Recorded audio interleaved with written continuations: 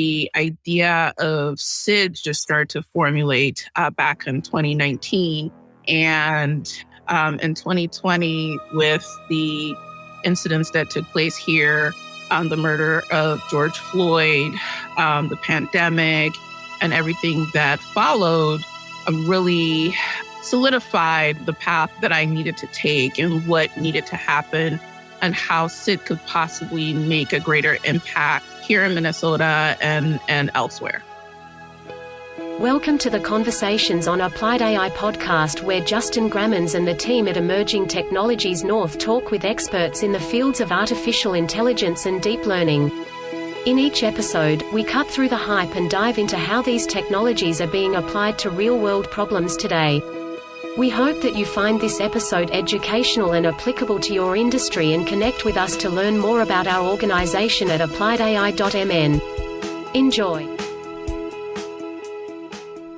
Welcome to the Conversations on Applied AI podcast. Today we have Ari Odaya. Ari is a seasoned strategist who has been applying experience as a creative at the intersection of Black, immigrant, millennial women to deconstruct bias systems and advocate for equitable social outcomes. A leading priority of her work currently is the study of unconscious bias and how deep learning and emerging technologies can be used to better understand and accelerate the deconstruction of cognitive bias and reduce the impact on marginalized groups. Her career highlights include more than 10 years in marketing, entrepreneurial experience, developing and managing complex projects. She's a 2019 LLS Woman of the Year Nominee and was named 2020 Emerging Business Owner by the National Association of Women Business Owners, Minnesota chapter. She's a graduate of California State University Northridge with an extensive background in digital marketing strategy, social media, and web development. In her free time, she can be found in a yoga class or volunteering as a regional director of BDPA Midwest. Most recently, Ari has founded SID. By harnessing the power of artificial intelligence, SID Technologies applies big data and emerging technologies to evaluate, uncover, and correct the influence of human biases on decision-making and communication. You can learn more at siid.ai. Welcome, Ari. Thank you so much for being on the program today. Thank you for having me, Justin. Awesome. Well, I gave a little bit of a background here about yourself, where you came from, what you're currently doing. Did you want to fill in the blanks at all with some of the things that you're doing currently today? And Sure. Through SID Technologies, we're currently engaged in an MIT Solve program that's focused on unbundling and reimagining public safety. My background really originated from the entertainment industry, ironically, and film and entertainment and television. Spent a little over a decade in LA working the studio level, working from a production to alternative programming, which is really reality TV. And then finally in feature films, where I was able to gain some experience in script reading. My sweet spot was really in the social media realm, developing campaigns, moderation. I love getting into the weeds in the comments section. Okay. You're one of those types of people, huh? I dive in real deep and I lean in real hard. That's where I gain much of my insights on, public sentiment, so social sentiment and all of that. So that is my background. How I actually ventured into the AI space is through my work at Collectively Digital, which is a digital marketing agency that I lead as well. And back in 2018, we had the opportunity to provide services to the NFL and their affiliates while they were in town for the Super Bowl. And I was able to attend a conference called SportsCon, where the discussions were all about the stadium technology and how they're, using some of the opportunities to leverage stadium technology to drive POS system engagement or sales and all of that. And that's really where I began to learn about the real life capabilities of AI. Prior to that, marketing automation, scheduling, CRMs, things like that. I was familiar with that, but really the capabilities from a stadium tech perspective was foreign to me. At that time in 2018 was also the height of the Black Lives Matter movement. Kaepernick taking a knee, as well as Trumpism was on the rise. And I was privy to quite a bit of interesting conversations or lack of conversation. I really wanted to make an impact. And I didn't think that another MarTech solution to help businesses better sell and make money was the right way to go. I really wanted to do something that would change the trajectory of my work and my quality of life and those that look like me. So the idea of SID just started to formulate back in 2019. And in 2020, with the incidents that took place here, the murder of George Floyd, the pandemic, and everything that followed, really solidified the path that I needed to take and what needed to happen and how SID could possibly make a greater impact here in Minnesota and elsewhere.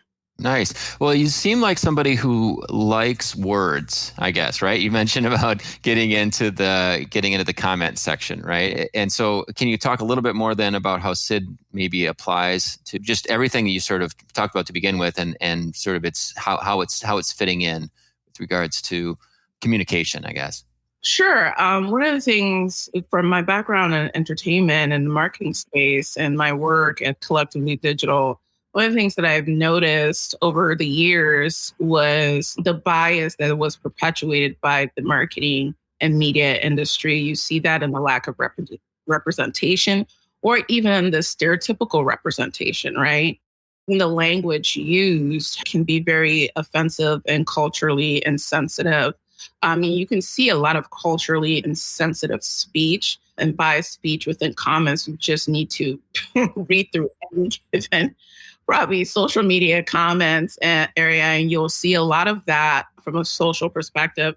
But beyond that, brands were perpetuating quite a bit of biases, right? You had in 2017 a Super Bowl commercial by Dove that had a woman of color getting clean and beautiful by taking a skin tone shirt off and becoming a white woman. You have Gucci that actually took a blackface turtleneck from production to market and had to rein it back. I mean, I can go on and on. Even last year, after George Floyd incident, KFC actually pushed out a Trinidadi campaign that had the Black Power icon as the shadow of a fried chicken drumstick. I mean, you might as well throw a watermelon and orange soda on top of that. Right. I call it a marketing campaign. Even most recently, I'm seeing, I mean, you only need to look at the bias and at a lot of marketing and media agencies by just looking at the team. You know, when you have an all-white team creating marketing and branding campaigns for a very diverse consumer market that we have in this country, you start to question and you look at that team and you're like, clearly this company, this brand, this agency has a problem with inclusivity. Because why? I mean, the fact that you don't have a problem, you look at your team and your team does not even represent your consumer base. That's a problem. And that's what a lot of these agencies have. And which leads to much of the marketing being biased, much of the language used. The target audience is skewed to predominantly Caucasian, you know, and you have the othering of every other group. Right. And you have teams that they're leaning on stereotypes to create campaigns that they believe would resonate with a diverse team, because a diverse group of consumers, because they have no idea, they have no perspective. There's no one on the team to get any perspective. From my experience working in the entertainment industry, I was relegated as that one diverse person on the team. I was there to confirm stereotypes, like how, you know, how do you say this in urban slang or whatever, when I don't even talk like that. Right? I don't know. I'm as clueless as you are. Right. That's partly a generational thing too, but I came to a point where, you know, the hiring process is that I was Black, there was a problem, then I was too Black. Oh, not Black enough, right? I wasn't Black enough because I couldn't confirm certain stereotypes. And that was a problem. So where do I go? I'm Black. That's a problem. And then I'm not Black enough. Where do you put someone like that? Where do I fit? You think most of these groups, is it just ignorance, or do they just really not care, or just not know? What's your sense? Okay. Oh, they know. I think it's part of the challenge in this country and in many spaces to have real conversations around biases, right? And acknowledge that there's bias, acknowledge that we all have them and they influence our decision making.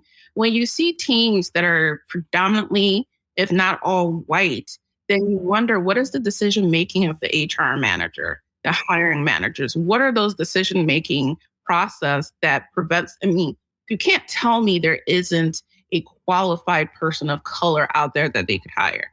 Absolutely. Right. Yeah. So it's throughout the organization typically. Right. So it comes down to conscious bias because we're leaning on unconscious bias because it's safe.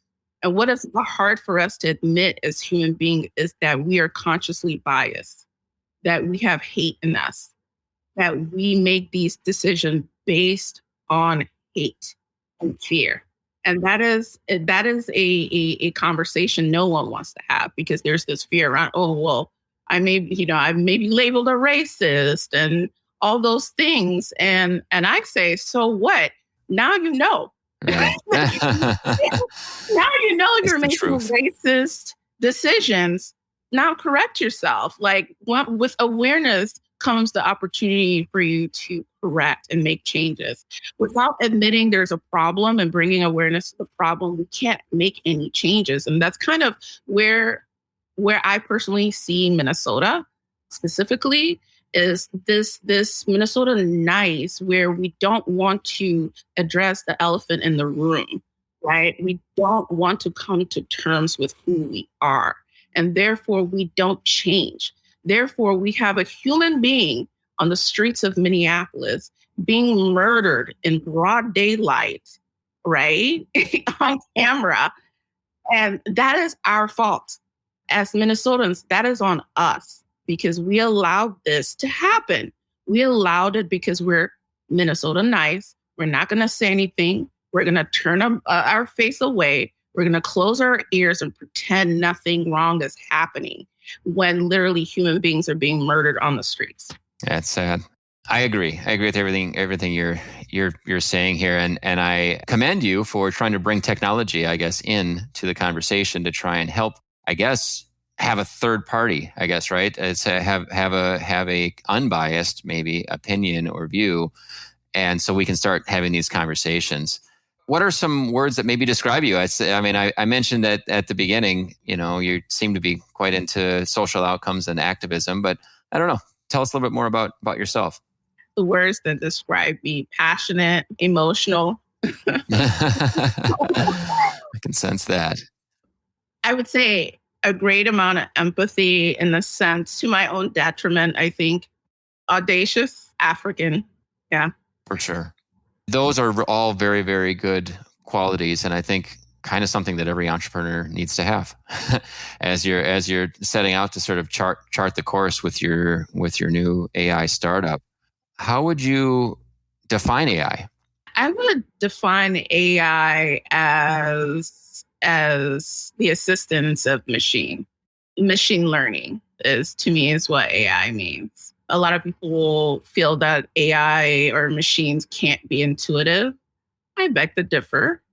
I think there will be a time where that machine can be intuitive.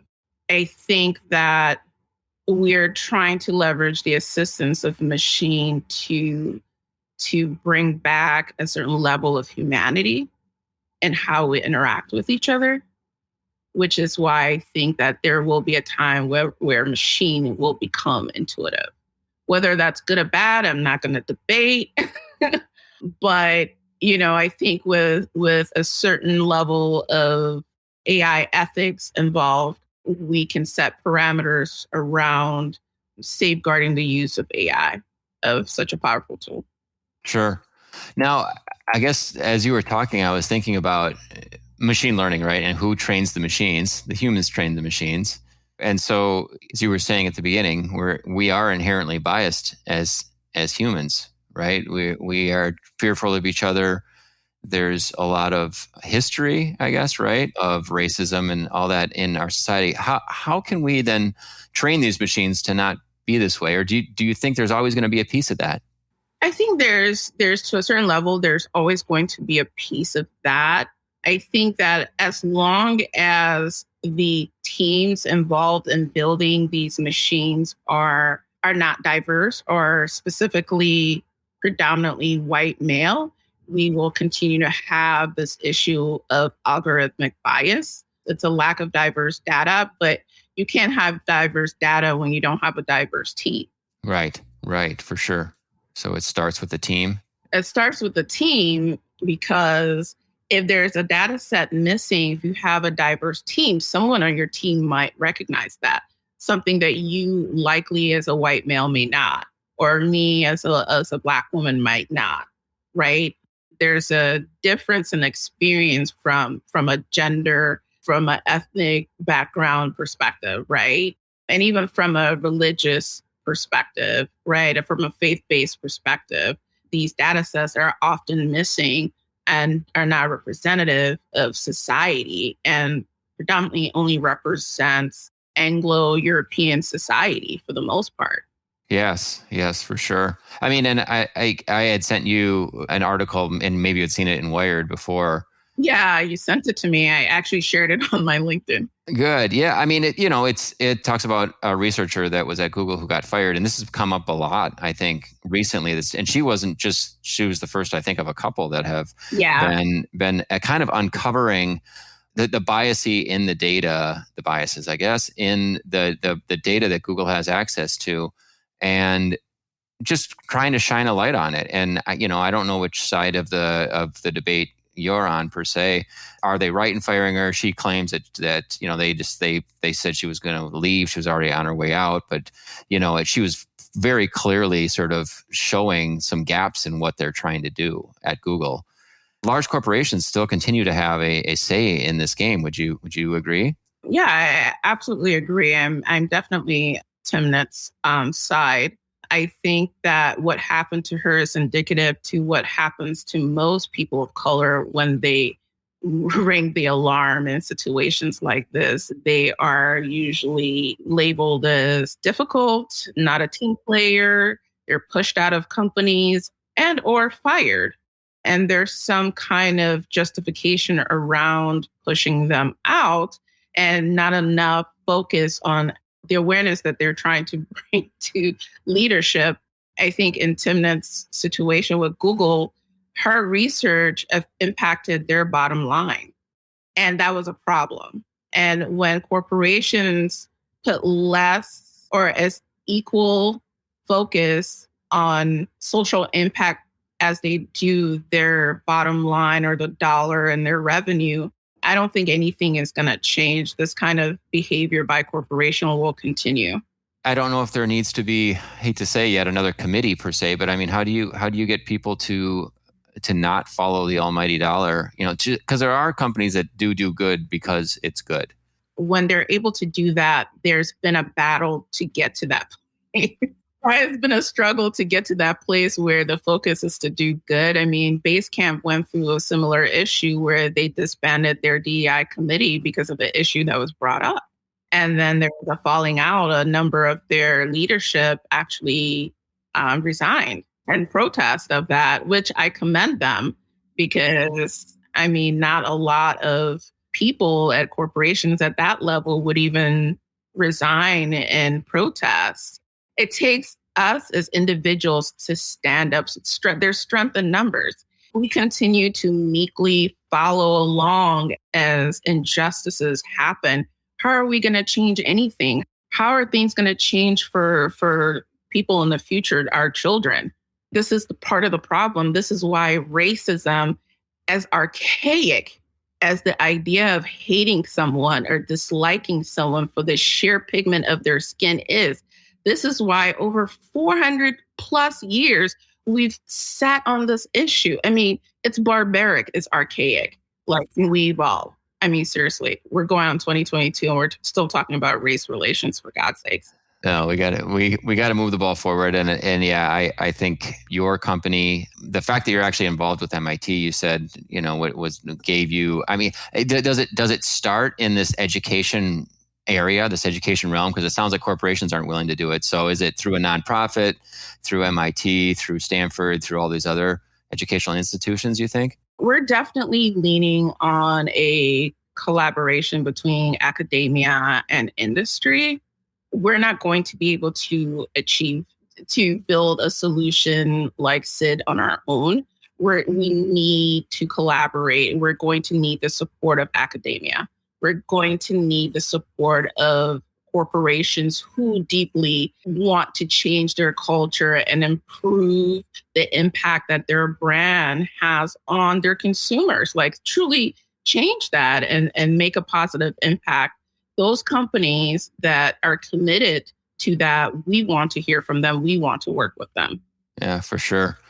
Well, what's the day in the life of a person in your role? Oh my God. The day in the life of a startup entrepreneur like myself at the intersection of underrepresented, underestimated, underfunded is mainly work.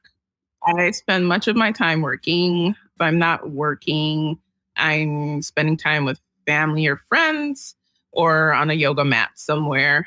My hope is that next year, if we're able to, and when we meet our funding milestones, that I'll be able to step back a little bit and enjoy life a little bit. I want to travel, do things. Sure. All in time, though, I guess. Huh? So right now, it's sort of nose to the grindstone and just Very much so. keeping plugging away. You mentioned, MIT. You went through a program there. Are you in? You're still sort of getting the framework pulled together, I guess, right? There isn't anything live yet. No, there isn't anything live yet. We're still very much early stage. We're still very much research and development. Through MIT Solve's incubator, we were able to hone in on 2 use cases, one of which I think I shared with you works very similar to Grammarly. We call it the Grammarly of bias. And it's targeted at anyone that primarily the marketing, media, and HR industry, and even consumers who are looking to be more inclusive and mindful around their social media posts, emails, and all of that. So there's a use case for communication, and we have a civic use case, which is in stealth mode right now. Cool. Exciting. Well, one of the things that I oftentimes think about is how can we use artificial intelligence, machine learning, to change the future of work for humans? Oftentimes people are like, I'm afraid the machines are going to take over my job, right? I'm not, what am I going to do when all the computers are doing everything that I do? But it feels to me like actually what you're building with SID is, it's a hugely net positive, I guess, right? Is there any fear? It feels like it's a technology that is collaborative with what humans already do today. Is that safe to say? Yes, that's safe to say. It's really just a solution to support what professionals are doing in HR space right now, in the marketing space, and not necessarily replace them. I think that once everyone gets comfortable with the idea that innately they're biased, right? And become more comfortable with that knowledge, they'd be more receptive to a solution like SID, and to see that it's not there to police your speech or strip you of your freedom of speech. It's really there to assist you in being more mindful of who you're communicating with, right? So that your bias doesn't have an adverse impact on that person. There's a certain level of, I think, and we're seeing that now, even in what happened recently with the young man, that the school shooting, where his parents are being held liable, right? Sure. To a certain degree, we're going to start seeing some of our speech. We're going to be held accountable for our speech, right? The young woman in Prior Lake that spewed, hate. High school. In high school, right? And apparently, although I don't believe she was raised to identify as an indigenous person, but she's part of a tribe, and for her to speak those words, it's shocking, but we're going to be held liable for that. Right? So if you're going to be held liable for hate speech and the impact that your speech has on another human being, I think that a solution like SID is very much needed to help you be more mindful and more inclusive. Yeah. I think you're very smart with regards to attacking the marketing side to begin with, the communication and marketing side, because what business wouldn't want to market to a wider group of people properly? To me, it makes complete sense. It feels like you could actually, have a pretty strong business case to bring this tool into your organization, because, now you've opened up and you're actually speaking you're saying the right things. I guess, you're not offending people. And so that's a good start, number one. But then number two is you're getting your point across to a larger group of potential customers. So why would you not want to do that? Do you get any sense of pushback at all as you've gone through some of these, some of these programs, some of these beta tests? Sure. Much of the pushback is around security and privacy. A lot of potential customers are concerned about freedom of speech and having their communication being policed by their employer. So the pushback is around that for the most part. But I think that we can mitigate that as we're not recording your messages. We're helping you be more mindful of the language that you're using and how it could be perceived, understood, misunderstood, and what it actually means. The English language is riddled with biased terms. One, many of the American English language is steeped in slavery. And many people don't know that. We're debating whether or not the truth should be taught in schools. That's a whole nother conversation, right? But many people don't actually know the history of this country and what actually happened. And that's a problem. In Germany, they are very aware of what happened during the Holocaust. They are very aware of how the Nazi rose to power. They are very aware of the atrocities that were inflicted on Jews, right? And they go to the extent to ban any imagery around the Nazism.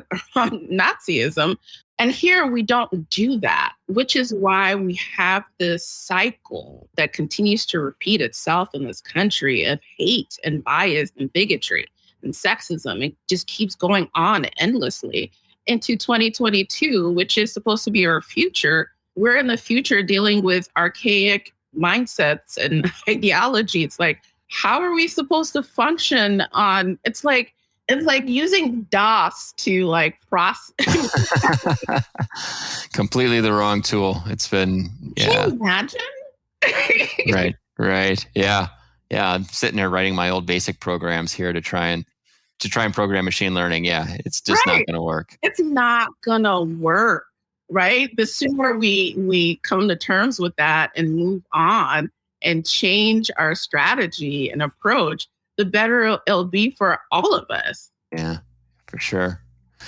Yeah, and you touched a little bit on history, and I'm not sure if it's because Germany was in 1930, 1940, and the United States is a lot longer than that, and I think we should have learned our lesson by now. It feels we should have learned our lesson years ago, but we failed to teach that lesson.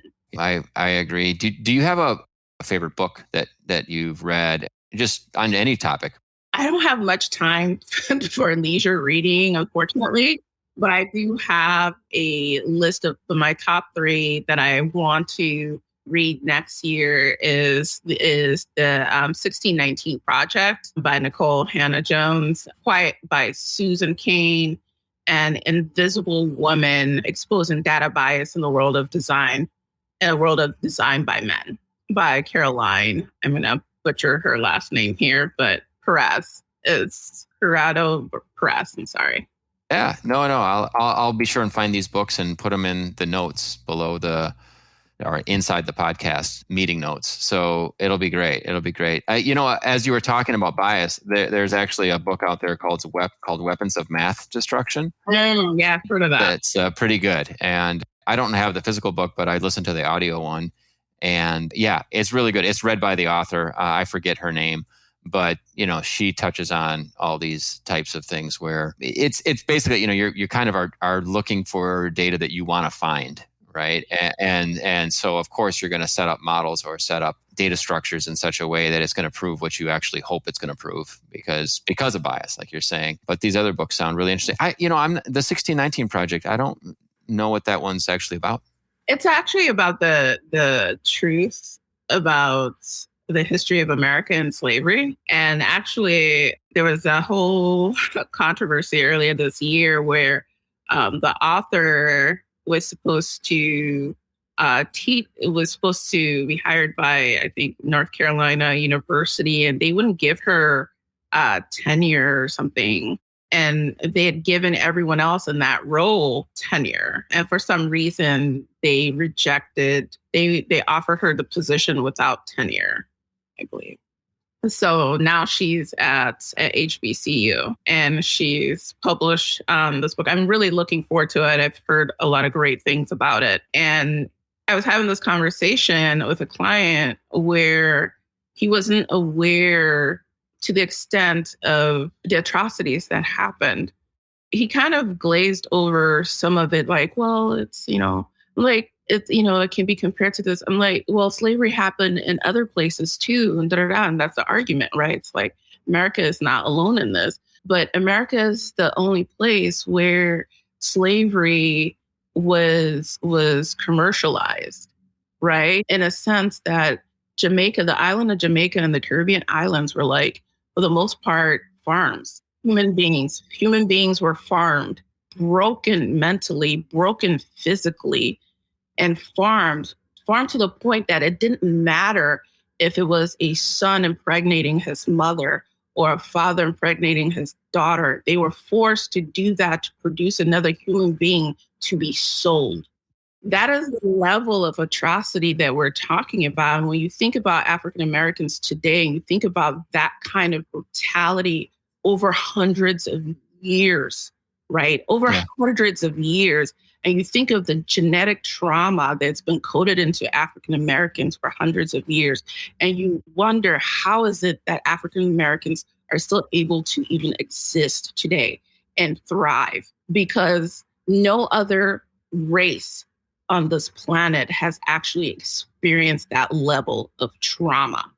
And I'm sure many people will disagree with me, but the United States owes African Americans much more that they can even begin to pay in any of that, much more.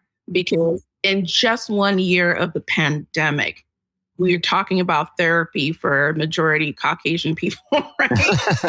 Well, just 1 year of semi-quasi war-like experience in the United States, everyone's looking for therapy. Right.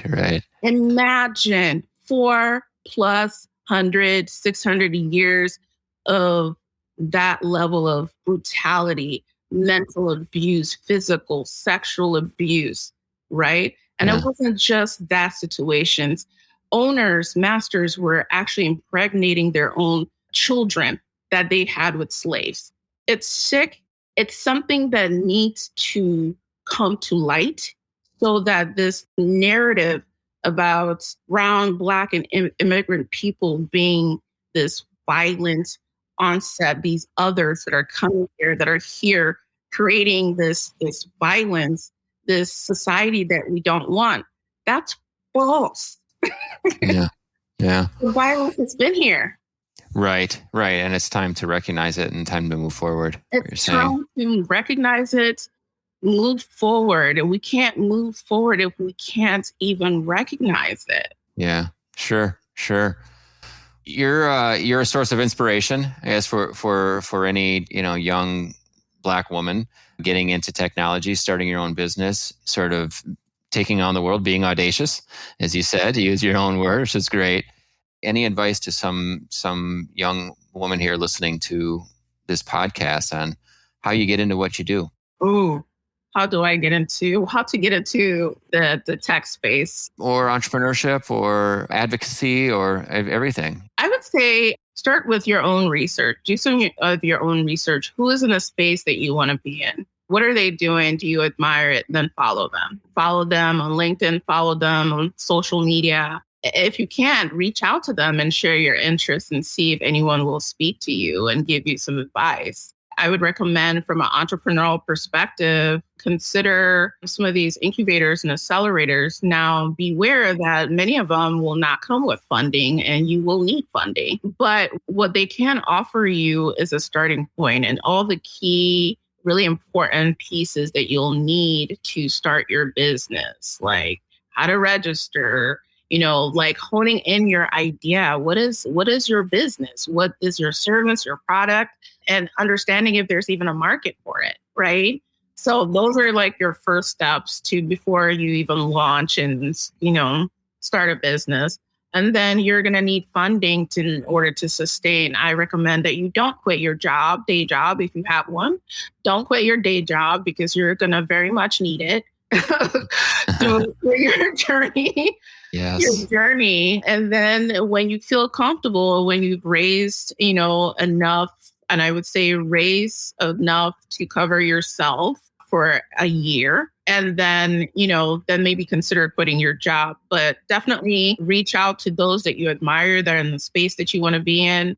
Consider some incubator, accelerator programs that can really help you. Some do come with funding, but most don't. And if you're not able to gain access within locally, I truly recommend going outside of your community to seek advice, to seek funding, and to participate in accelerator incubator programs.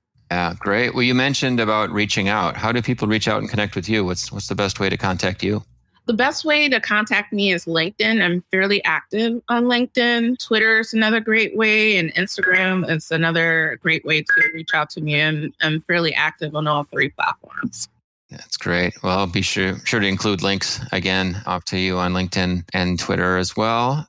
Any other topics or conversation or things that I didn't cover really here as we've discussed? I just noticed in that Wired article that they did not link to Timit's website, which I found very interesting because they linked to everything else. Oh, wow. Which made me wonder, is this Wired, they embed with Google? Why did they not link to her website? That's a great question. I don't know. So the bias continues, like you said. I mean, it's just... I'm just curious. They link to everything else but her website. If you're going to write about me, that's kind of the main focus of the article. Why wouldn't you link to the website? Right. It's just something I noticed, and I was just like, I really admire you for what you're doing, Ari, and it takes a lot to be an entrepreneur. It takes a lot to be an entrepreneur in the technical space, for sure. But, to do it, day in and day out, and especially in such an area where I believe there's strong need, right? I think you've got a lot of, again, like I say, just from a social standpoint, Sid has got a lot of opportunity ahead of itself. And I wish you all the best. I'm hoping that through this podcast, through these incubators, through I know you're doing all sorts of pitches and everything like that you're able to reach the funding goal that you want to reach. Thank you. Yeah, and as you know, we're looking for a CTO, so we'll be definitely tapping your support around that. Good. Yeah, I know. I'd love to have you back on again in the future and get a chance to hear how things are progressing. Yes, absolutely. Awesome. Well, appreciate the time, Ari, and we'll definitely keep in touch. Thank you. You've listened to another episode of the Conversations on Applied AI podcast. We hope you are eager to learn more about applying artificial intelligence and deep learning within your organization. You can visit us at appliedai.mn to keep up to date on our events and connect with our amazing community. Please don't hesitate to reach out to Justin at appliedai.mn if you are interested in participating in a future episode. Thank you for listening.